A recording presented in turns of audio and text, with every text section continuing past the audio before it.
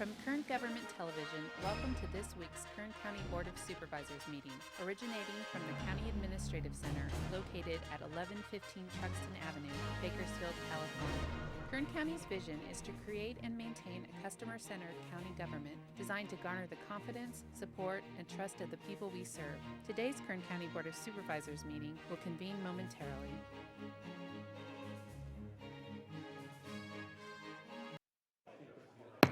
Board reconvene. Madam Clerk, please call the roll. Supervisor Gleason. Here. Supervisor Scrivener. Here. Supervisor Maggard. Here. Supervisor Couch. Here. Supervisor Perez. Here. Great. Mr. Nations, report on actions taken in closed session. Yes, thank you, Mr. Chairman. Items 71 through 76 on the morning agenda were all scheduled for closed session. All of those closed sessions were held, and there is no reportable action coming out of any of them. Thank you. Outstanding. Thank you, Mr. Nations. Let's start off with a review of the consent agenda. All items listed with a CA above the item number are considered to be routine and non-controversial by county staff. Consent items will be considered first and may be approved by one motion if no member of the board or audience wishes to comment or ask questions. If comment or discussion is desired by anyone, the item will be removed from the consent agenda. It will be considered in listed sequence with an opportunity for any member of the public to address the board concerning the item before action is taken. Going through the agenda under hearings, Planning and Natural Resources Department, items 3. General Planning and Natural Resources Department, items 4. Items 5 and 6 under Public Works Department, 7 through 18. County Administrative Office, items 20 through 31. County Administrative Office General Services Division, item 32, 33, and 34 through 40. Under consideration of ordinance introduced on November 15th, 2016, item 43, matters for executive approval, 44 through 47. Does any member of the public wish to pull any of these items off the consent agenda? Seeing none, I'll bring it back to the board for comment and consideration. Motion on consent. Second. Please cast your votes. Motion is approved. All ayes. Public presentations. This portion of the meeting is reserved for persons to address the board on any matter not on this agenda but under the jurisdiction of the board.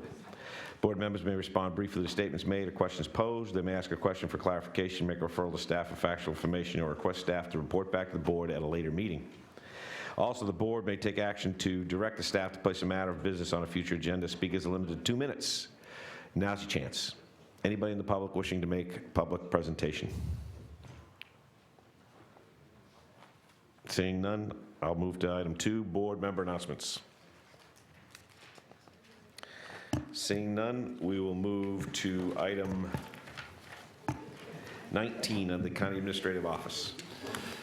Proposed revisions to County Administrative Policy and Procedures Manual, Chapter 10, Board of Supervisors Agenda Procedures, and Rule 7 of the Administrative and Procedural Rule for the Proceedings of the Board of Supervisors regarding procedure and consideration of consent agenda.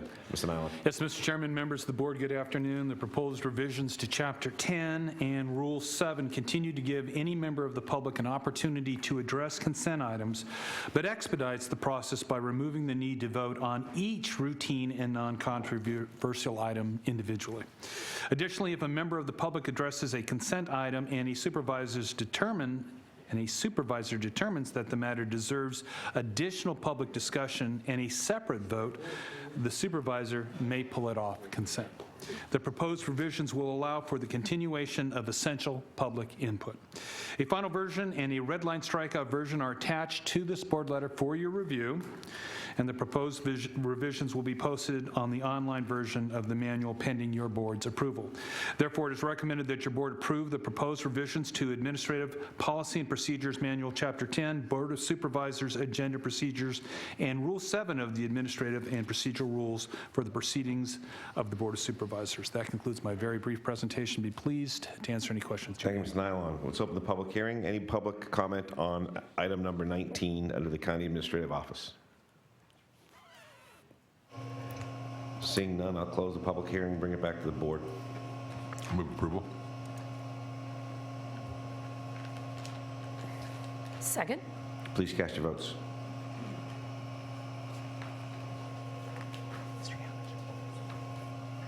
Motion is approved, all ayes. Brings us to item number 41, proposed merger of Parks and Rec Budget Unit 7100 into General Services Budget Unit 1610. Mr. Frapwell.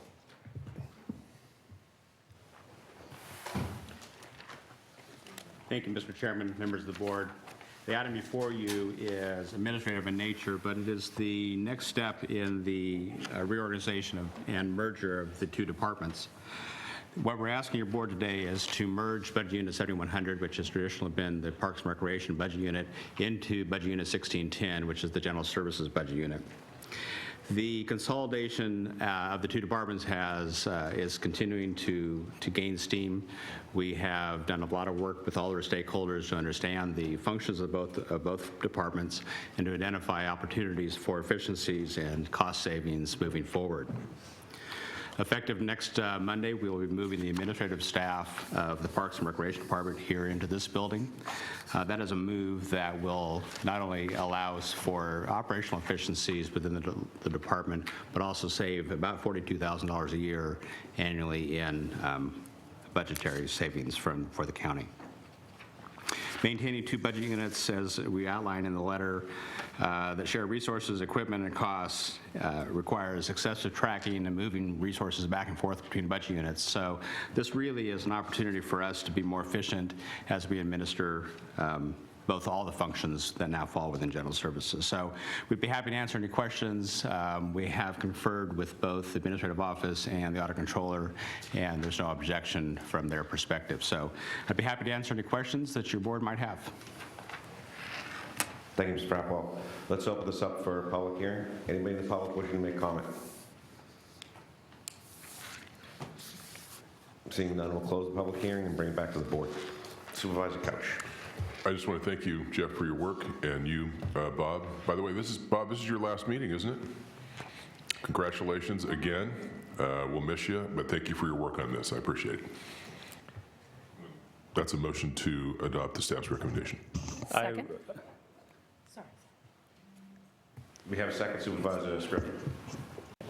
Well, I was going to second the motion, but also I wanted to reiterate what Supervisor Couch said.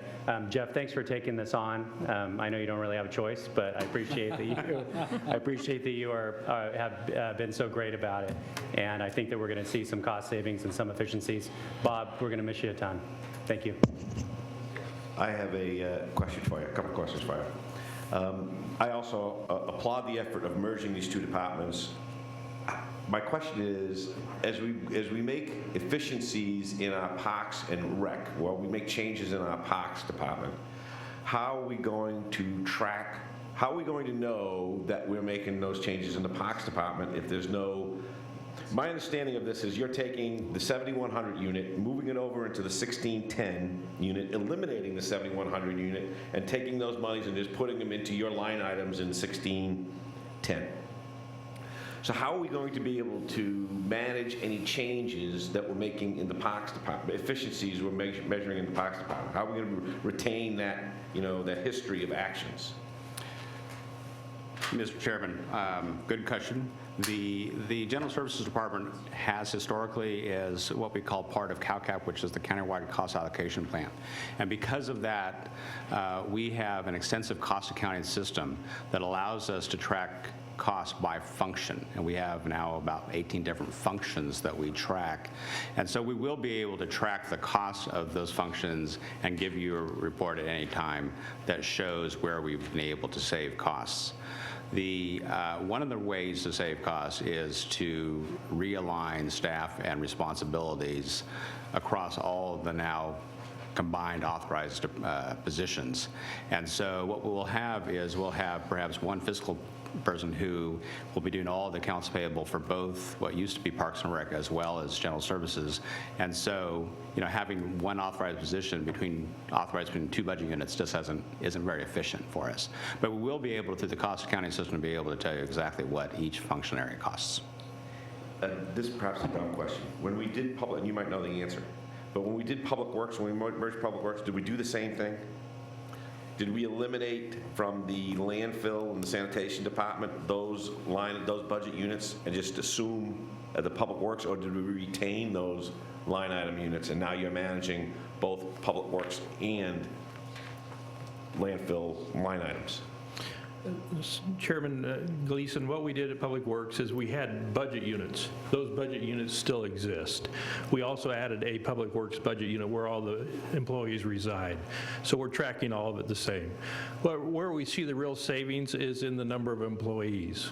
By the fewer employees doing the same task or more tasks, that's where the savings exist. So I'm seeing two models of financially merging budget units together, two different models. Why are we doing two? Why, is one better than the other, or? His model is the fact that he's all general fund. We had different funds that had to remain separately. We had a waste fund, a road fund, some general fund, some funds from the outside, so we had to keep them separate. So you had to keep those because there were different lines of responsibility associated with each of those dollars. Yep. You don't have that. You now have one single line of responsibility of all that money, and that goes to you. Correct. It's all just county discretionary dollars that funds both Parks and Rec as well as general services. So it makes, from simplicity and from an administrative standpoint, and to avoid unnecessary paperwork, it makes sense to have them all together. So if someone were to ask us what improvements are we making to our parks, you're going to be able to answer that question? Yes. Thank you very much. Okay, thank you, Mr. Pope. We have a motion and a second. Please cast your votes. Motion is approved. All ayes. Thank you. Moves us on to item number 42, reclassification of one marketing and promotions associate 2 to one marketing and promotions coordinator position in the Department of Human Services, budget unit 5120.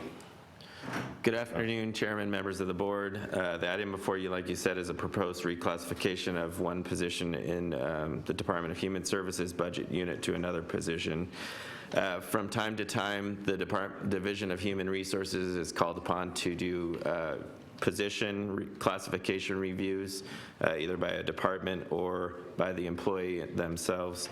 In this case, Director of Human Services, Dina Murphy, requested a review of an assigned marketing and promotions associate 2 position by our office. We conducted a full classification study, which includes reviewing with the incumbent employee, their supervisor, the department head, the duties assigned to that particular position, and whether or not those positions have evolved as far as the complexity of the work they're doing and the number of employees that they are called upon to manage and supervise.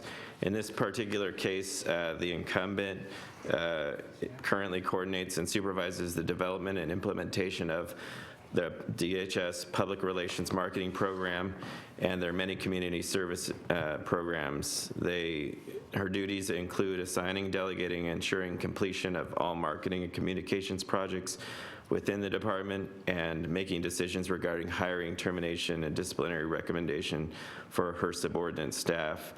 The incumbent also serves on many external and internal committees that develop policies, procedures, and strategies in order to achieve new state and federal mandates and works to implement those mandates and the goals that are associated with them. Again, the incumbent also works across all program areas within the Department of Human Services and in partnership with multiple county, city, and state departments, community organizations, private businesses, and is a supervisor of up to 5 staff within the division that she's assigned to. Additional responsibilities include speech writing and presentation development, including multimedia components for the executive team of the department and editorial development. The above duties are very specialized activities and assignments that are currently outside the scope of the Marketing and Promotions Associate 2 position. These duties that are assigned to this incumbent require in-depth knowledge, skill, and experience in the areas of supervision, coordinating, and directing the efforts of a marketing staff, which are all indicative of the Marketing and Promotions Coordinator position, which is the next highest level in the Marketing and Promotions series. Based on our review and discussions with the employee who's performing these duties and the conversations we've had with the department staff, it's our recommendation that your board reclassify one marketing and promotions associate 2 position to a marketing promotion and promotions coordinator position within the Department of Human Services, budget Unit 5120, effective December 10th, 2016, and refer the matter to the Human Resources Division to amend the department position and salary schedule and to place the incumbent at the appropriate range and step, which would be marketing promotions coordinator, step D. I'd be happy to answer any questions. Ms. Murphy from the department is here and available as well. Outstanding. Thanks, Mr. Brown. Anybody in the public wishing to make comment? Mike? You're the public. No comment. Oh, okay. Short meetings. So did I. So let's close the public hearing and bring it back to the board for thought and comment.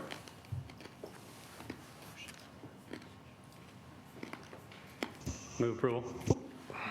Second. Cast your votes, please. Motion is approved. All ayes. That brings us to adjourn to Tuesday, December 13th, 2016 at 9 a.m.